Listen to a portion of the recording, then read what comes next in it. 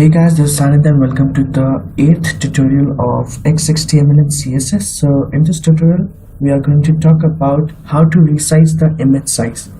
So in the previous tutorial, we just talked about how to insert the images and how to convert it into a links.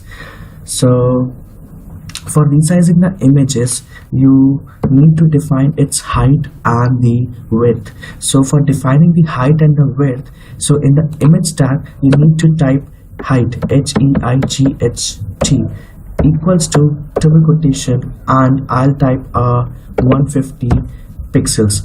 Remember one thing, it's not a centimeter, it's a pixels. So our desktop is working on a pixels. So here's the height, and after the height we have to define the width. For the width we have to type WIDTH equals to double quotation and type the width. I'll type 200 pixels. So let's save this and see what will happen. Bang, here the images is automatically resized to our given dimensions. So that's how you resize the images accordingly, but I'll prefer you guys, this is not a proper method to resize your images.